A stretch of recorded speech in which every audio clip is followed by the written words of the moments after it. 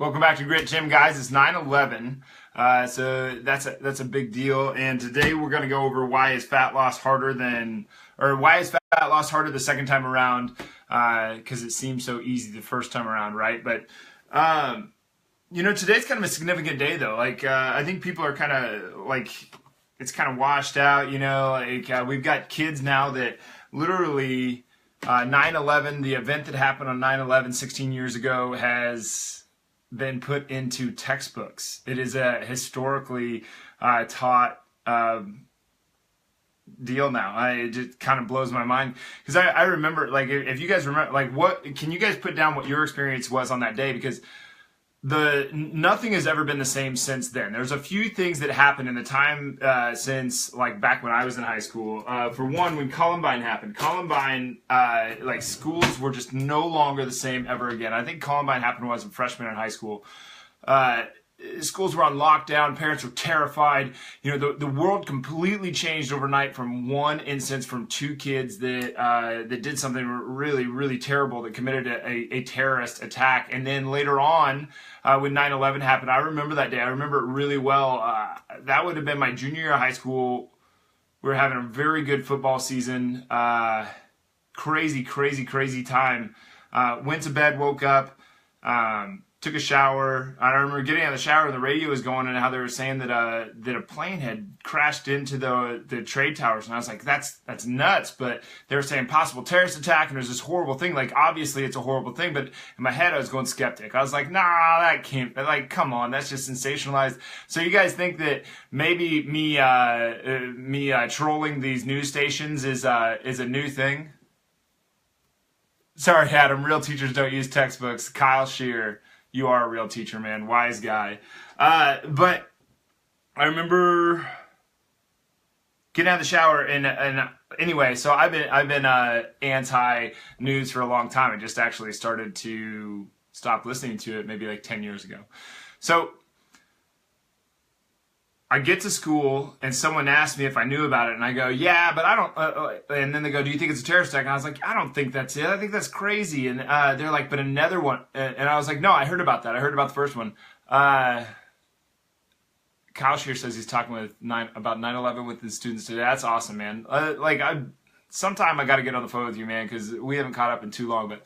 But I remember then hearing that there was another one. I was like, no way that two pilots got drunk on the same day and flew into because that's what I thought in my head. Oh, a pilot probably just got drunk and screwed up really, really bad. And then it turns out to be what actually happened. Okay, so what we know of 9/11 right now. So what's your story? Because everybody's got a little different story. Everybody knows where they are. It's like asking people that are older than me, but where they were when JFK got shot, or where they were when the moon landing happened. Obviously, not all of these are great examples like the moon landing, or exciting examples like the moon landing. But it's just crazy. I remember that day, every single thing about that day. Basically, we just watched TV all day. We couldn't take our eyes off of this. What was happening, and this is all the way in the Midwest, and everything changed after that day. Like security at airports, you used to just be able to walk up to a terminal and watch people getting off of planes, and I know that was like a favorite pastime for some people, and that is no longer a thing. Like everything changed, and these kids are just never going to know what it was like, and how maybe naive Americans were before that. I don't know. Maybe naive is the right way to go, but I still kind of think that 9/11 instilled in us this fear that anything could be a terrorist attack. And it would be really nice if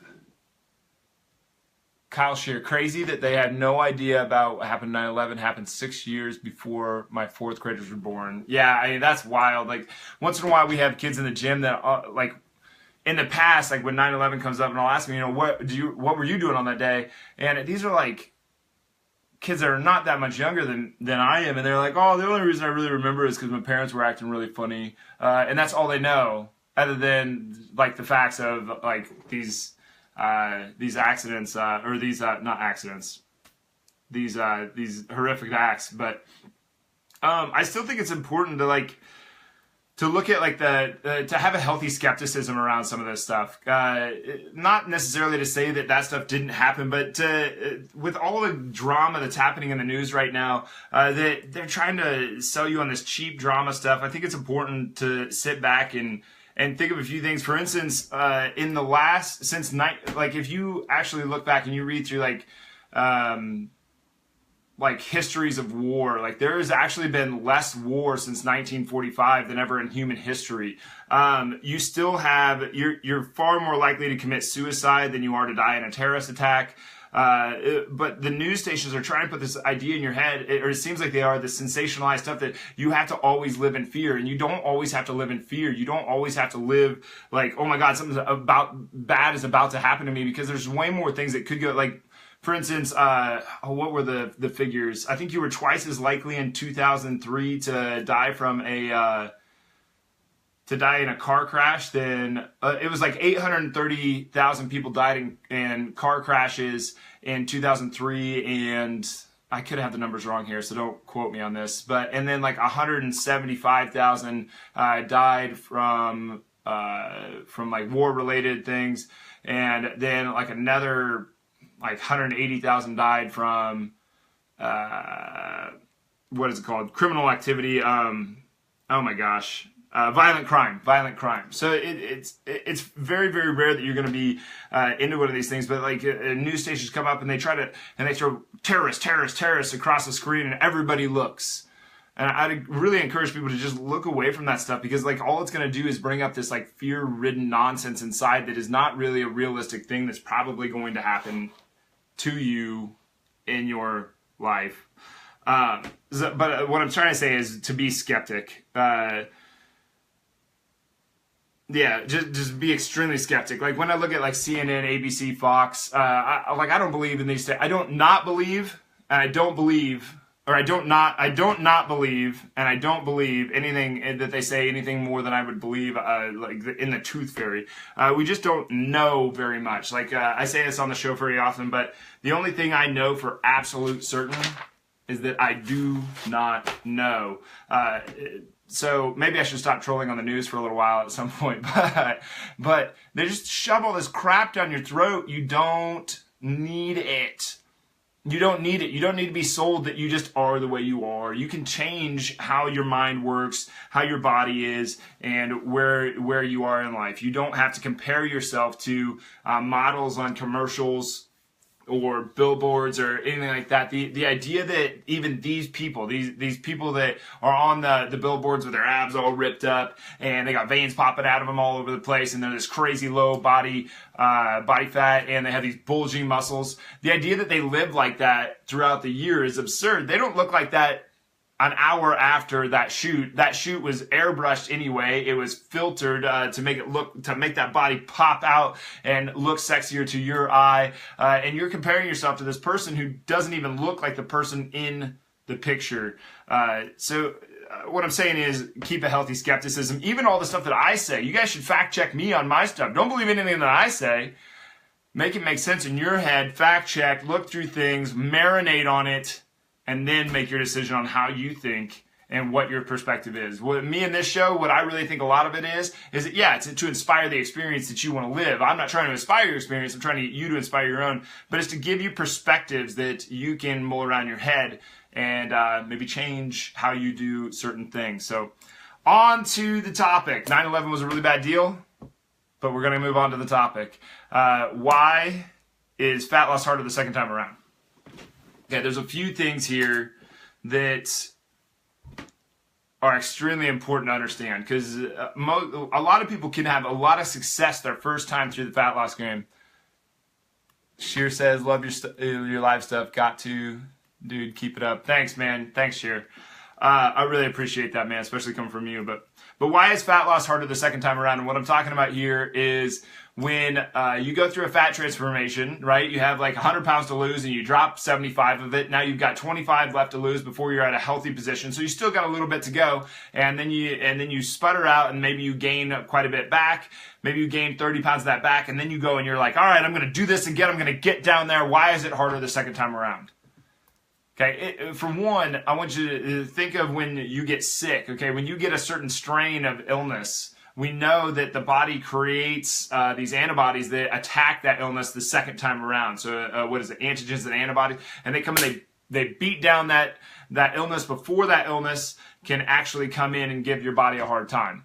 All right, it's pretty similar, or it's not very similar, but it's kind of a similar concept, kind of similar idea the second time around when you have gone through a fat transformation. So you've lost all this fat. Now, the thing is that your body adapted. This is the biggest thing that you have to, well, I'm going to say that, I'm probably going to say that about all of them, that they're all the biggest thing because they're all important, but that your body is already adapted. Your body is extremely adaptive, okay? Darwin's deal was not fight of the fittest. It wasn't that the fittest survived. It was that the most adaptable species survives.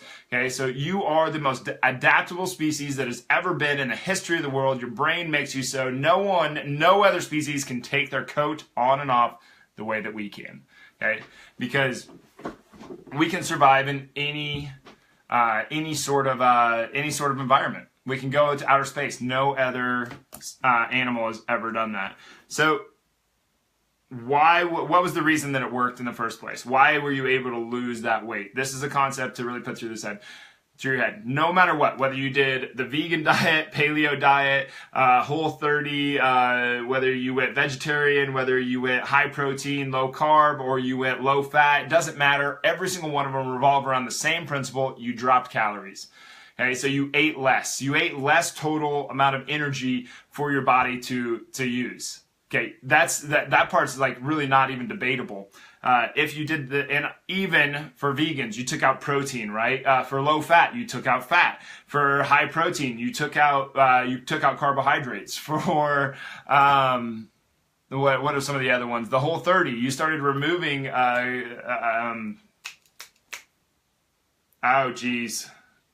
foods that have been processed foods. Thanks.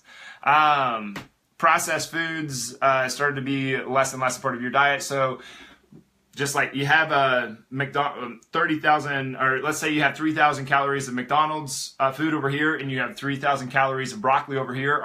Which one are you gonna absorb more of if you were to eat them? You're not gonna absorb as much of the 3,000 calories of broccoli, even though they're the same amount of calories. You're gonna absorb a lot more of the McDonald's food. So the reason it worked was because you dropped the amount of calories that you were consuming. But then your body learned how to operate on less. This is the thing. It adapted. Your body learned how to operate on less, so it stalled out. Okay, so you got down to that. You had 100 pounds to lose. You got down to the last 25. Your body learned. It said, oh, whoa. We get your gig. You stopped us from getting the calories that we wanted. We get the game now. We're going to just go ahead and give you what you asked for. Here's the deal. So the body kind of killed you with kindness, right? It adapted to the amount of calories that you were going to give it, and it started holding on to more fat. Now, so what happens then? So then you start. So maybe you were exercising this whole time. Well, it did the same thing with exercise. That's what sucks. Is that the better shape you get in, the less calories you burn during the exercise. Okay, you can put on muscle, and that'll burn a few extra additional calories, but your body still adapts. Your body still adapts, and it says, hey, we're not going to do that anymore. We're just going to lower our metabolism out, and we're not going to burn as many calories for the activity that you're trying to do, this is a good thing. It sounds bad, but this has ensured your survival for billions of years, okay? So this is a very good thing. If the whole animal kingdom didn't do this, life on Earth would cease to exist. So this is a very good thing. It keeps you alive until your survivability is as high as ours is right now, and we have essentially no threats of death from starvation in the United States. I realize that there's places around the world that aren't as great and as awesome as being here, but maybe that's less of a thing to hate on me about saying, and more of a thing to feel gratitude about being where you are.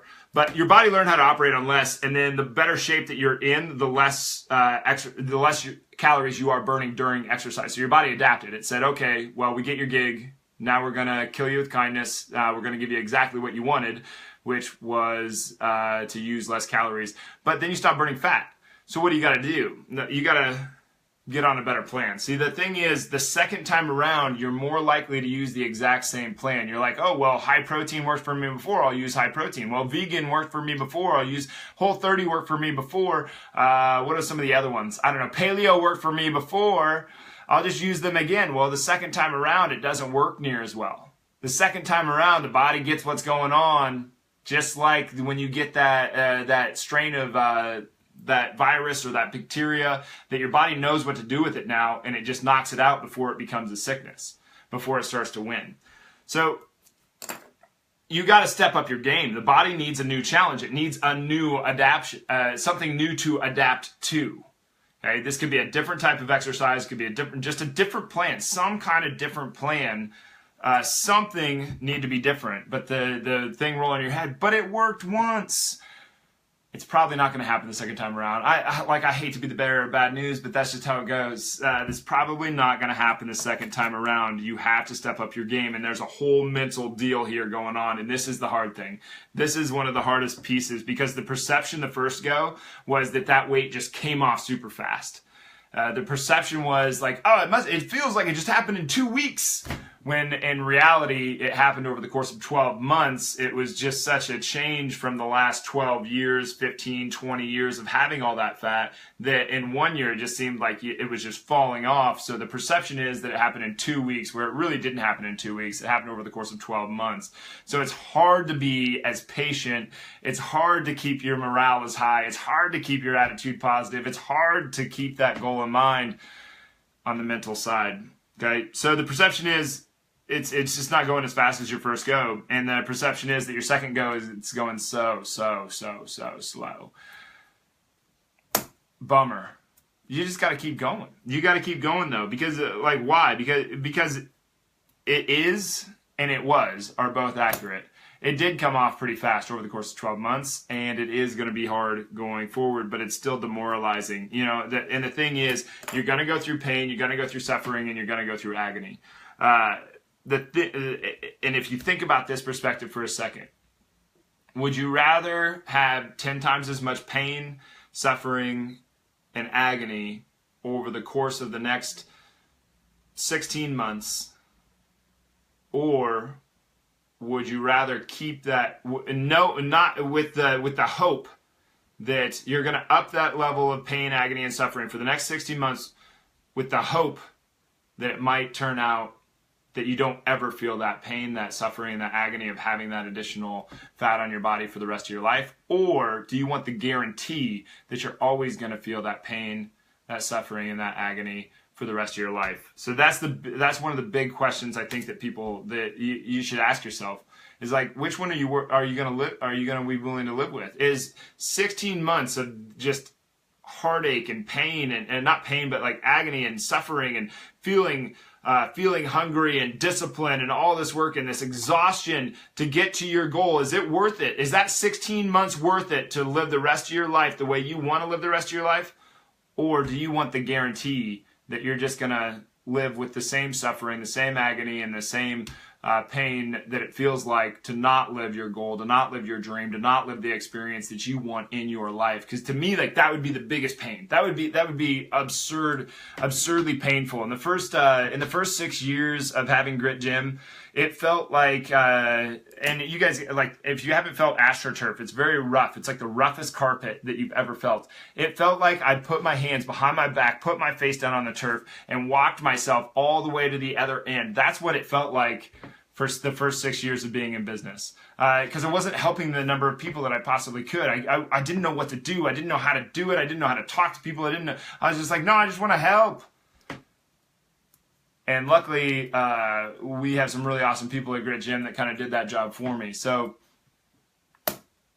was the pain of that first 6 years worth where we are now, where we can actually help a lot of people, where we can have more people in the gym? Then yes. Is it worth being able to, like doing these videos? Is it worth it? Yeah, these kind of suck, but is it worth the one person that's going to see this video, that's going to walk into Grit Gym and sign up and do something for their life, and they're going to show that courage?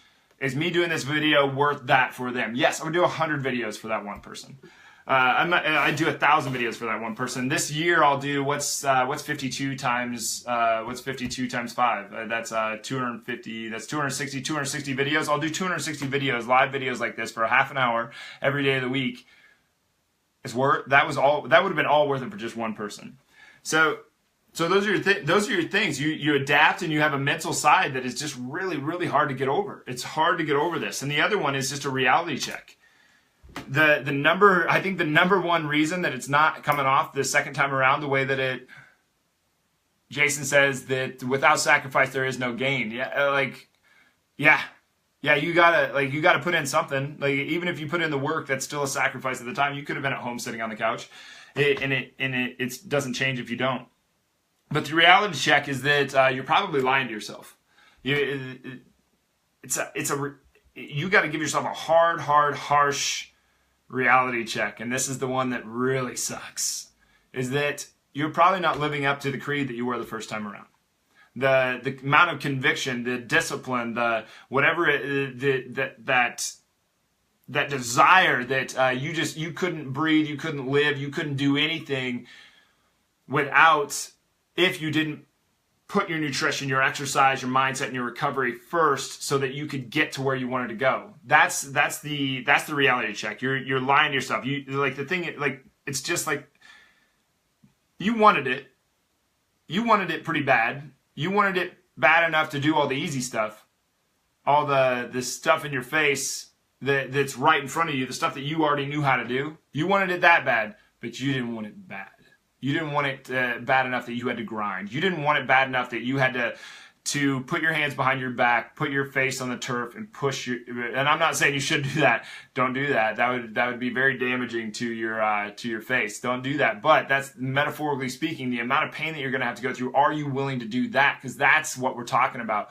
How bad do you want it? Do you want it so bad that you can't breathe? Do you want it so bad that it takes your insides and turns them inside out?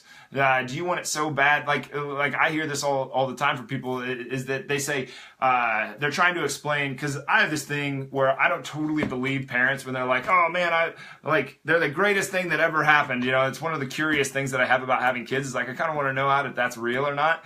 But they say, I'll do anything for my kids. And I'm like, okay, then why won't you get in shape for them? Why won't you get fit for them? Why won't you lose the weight for them? Because that's ultimately what you're going to do. You're teaching them exactly what you think that they should grow up to be. However you live your life is how they will live their life. Whatever you do, they will do. If you're willing to say, I'll do anything for my kids, then you need to get yourself in shape, because you sacrificing your experience in this life sacrifices their experience of you. So if you're going to do anything for your kids, get yourself in shape, live your life the way you want them to live their life. Most parents, I think, look at their kids and think, they're going to be great. They're going to be so much better than me. Well, then you got to start being better than you. That's like me. I wake up every day, I write down my goals, I write down my targets, and I put whatever I can do to push more out into the space that I already am, to push towards the edge of my capabilities. I'm trying to do that. I'm trying to work so hard that people look at me and they're like, how does he even pull that off? Like, he's on a different universe. He's on a different space. He like, how could any human being possibly do that? And I don't think I'm even close to the potential that I possibly have. And I don't think you are either. If you could look back 10 years, do you think that the 10 years ago could have done better than you did back then if you could go back with what you know now? Well, you can do that now too. So why don't you go harder now? Why wait 10 years in the future to look back to now to say, oh, I should have gone harder, I should have done more, I wish, I would have, I could have, I should have. Like, why would you want to do that? Why would you want to tear yourself apart? Why would you want to do that? And so the thing is, are you willing to suffer now, do the agony now, do the metaphorical pain now? Are you willing to put in that sacrifice now, with the hope and the faith that you're going to get it later? Because the opposite of that is you're guaranteed to get what you've always gotten. So that's why, those are some of the things on why fat loss is harder the second time. Your body adapts. Your body is extremely good at adapting. The less calories that you eat, your body's going to go, well, we're just going to operate on less then, thanks. And the more you exercise, the better shape that you get in, the less calories you're going to burn while you exercise, especially jogging. Your body just responds to that extremely, extremely well. You are the best endurance athlete in the world, in the animal kingdom, that is, I should say. You probably need to up your plan. You probably need to take a new step. You probably need to change something about the plan that you're on if you're not seeing the results that you want. You got to up your game. And a lot of times that's not about working harder. It is if you're not working, but it's about working smarter. We have to apply the correct amount of work at the correct time to get the result that we want. We have to create a stimulus from lifting, from alactic training, from circuit training, whatever you want to call it, from training of some kind in order to get the stimulus that we want so the body responds and does what we ask it to do. But you got to be very, very clear with the body, because the body is going to give you whatever it thinks you want. Okay, the mental side, it's going to be tough. The perception is that it should be going off faster. Nah, it's just going to go really slow. You just got to be up for that. You got to be up for the task that it's going to take a long time. And I get how demoralizing this is, but you got to give yourself the reality check. How bad do you really want this thing? And how much are you willing to go through to get it? But anyway, that's a little bit on fat loss from the standpoint of when you go through it the second time around. I hope you guys enjoyed that one. Tomorrow we have Rachel back. I don't know the topic that we're going to talk about yet, but you guys have questions. I would super appreciate topic suggestions or questions that you have so that we can go over more stuff that is relevant to you and what you guys want to hear about. Anyway, thanks for being here. I really appreciate it. I hope that everybody can remember where they were on 9/11 16 years ago and how much the world has changed in that time, because this is an extremely significant thing in history that we are a part of on some level, and the world is never ever going to be the same, and it's a pretty amazing thing, and there's a lot of people that did a lot of amazing things, and there's a lot of people that went through some really awful things that shouldn't exist. But anyway, thanks for being here, guys. I really appreciate it. I will see you tomorrow.